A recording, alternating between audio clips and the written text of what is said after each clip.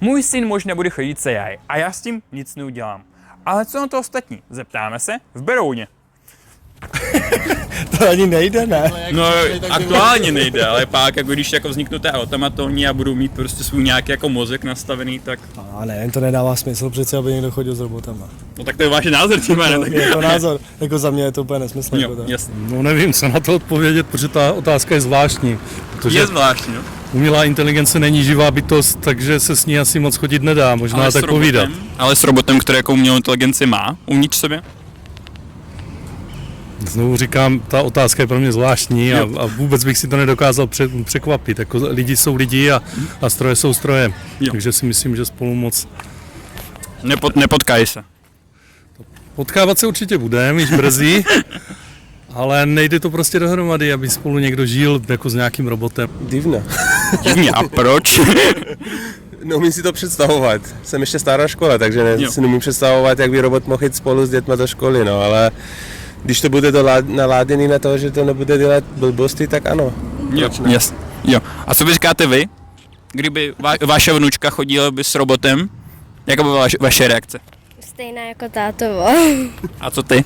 Stejná jako tátovo. No tak to máte jednotu názoru v rodině. Mně by to vadilo, A proč? Jakýho důvodu? protože si myslím, že umělá inteligence je nepropojená s emocema. Takže vám by to vadilo, že by ten emoční kontakt vaší vnučky nebo vnuka s tím prostě partnerem by nebyl takhle dobrý. Ano. Jo. Tak za mě, já bych s tím asi problém měl, protože přece jenom to není člověk a cítím to jako nějakou náhražku nějakých mezilidských vztahů a nemyslím si, že to správné jako z pohledu nějaké jako morálky, tak ani z pohledu nějakého našeho budoucího vývoje, jako lidského vývoje. Takže za mě, já bych s tím asi problém určitě měl. Jasně. Jaký je váš názor? Já si myslím, že kdyby mu to vychovávalo, tak jako by byl spokojený a žádné problémy, tak proč by ne? Já myslím, že se to asi nestane. Nestane? A proč? Tak daleko nevidím za prvé.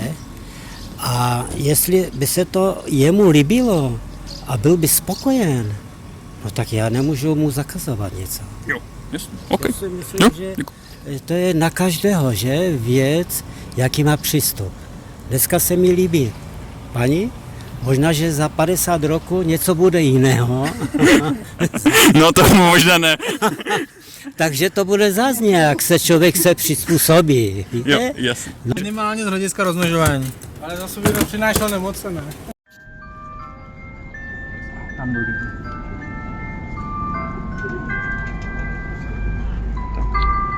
dobrý stačí. Těžko říct, jako tohle je takový, no, co si o tom myslet, no, jako, já, možná někdo by byl z toho nadšenej, někdo možná ne, já nevím, já jako, uvidíme, co přesně, co přinese budoucnost ještě, co dál, ale jako, já fakt nevím, no, jako, já si myslím, že to moc nic dobrýho nebude, jako do budoucna. Mně by to taky určitě vadilo. A z jakého důvodu? Tak já si myslím, že by to úplně popíralo nějaký přírodní zákony, na základě kterých se vyvíjí společnost a chápu, že jsme v moderní době, ale potlačovat lidství je špatný. No dost divná teda, jako to přidoš ulítlý, už teda musím Jo, no a bylo by to negativní nebo pozitivní, vzal byste názor nebo nevzal? Pozitivní určitě ne teda, Okay. negativní jako. Jo, jasně. Ježiš, tak to nevím. Asi ne. Asi ne? Asi by se mi to nelíbilo. To by mě vadilo. A proč? Jakého důvodu? Protože si myslím, že to nejsou lidské vztahy. OK.